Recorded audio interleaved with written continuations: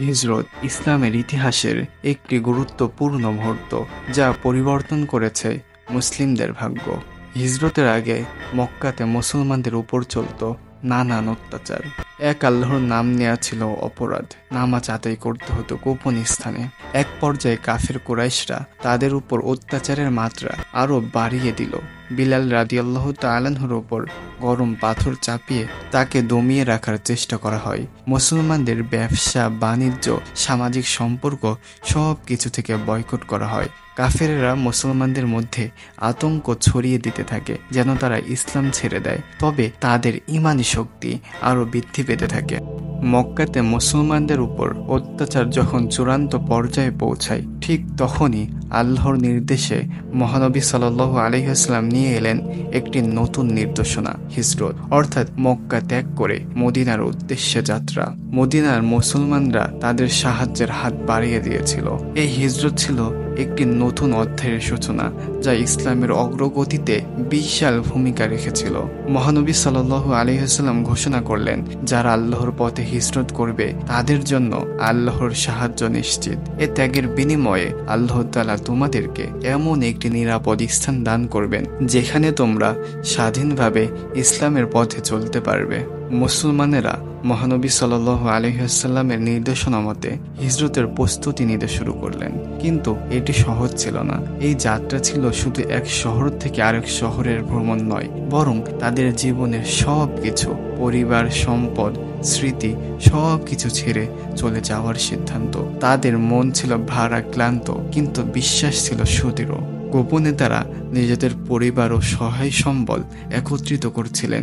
রাতের আধারে বেরিয়ে পড়ার প্রস্তুতি নিচ্ছিলেন, যেন কুরাইশদের নজর এড়িয়ে যেতে পারেন। সাহস, ধৈর্য, ঐক্য ছিল এই যাত্রার মূল শক্তি। হিজরত নতুন এক অধ্যায়ের সূচনা। কুরাইশরা মহানবী সাল্লাল্লাহু আলাইহি ওয়াসাল্লামকে হত্যার ষড়যন্ত্র করেছিল, কিন্তু আল্লাহর পরিকল্পনা অন্যরকম ছিল। মুহাম্মদ সাল্লাল্লাহু আলাইহি ওয়াসাল্লাম আর আবু বকর রাদিয়াল্লাহু তাআলা রাতের আধারে নিঃশব্দে বেরিয়ে পড়েন। পথে তারা আশ্রয় নেন গারে সাওর নামক গুহায়। এখানে তিনি 3 দিন কাটান, যাতে কুরাইশদের নজর এড়ানো যায়।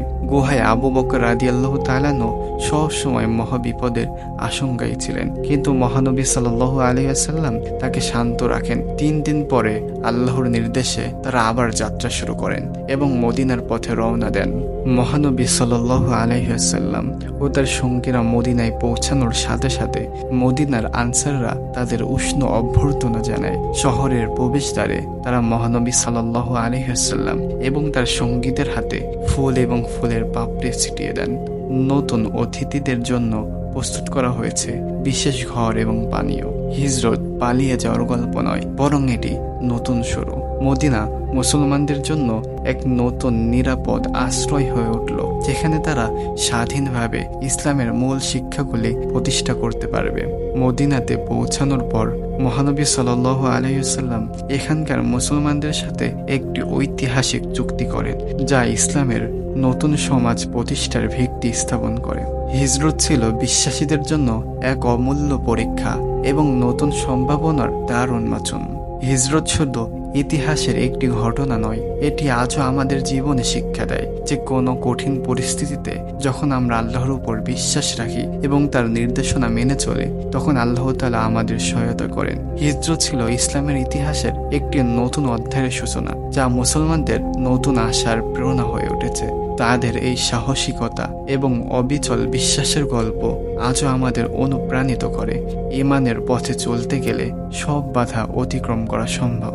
হিজরত ছিল বিশ্বাসীদের জন্য এক অমূল্য পরীক্ষা এবং নতুন সম্ভাবনার দ্বার উন্মোচন।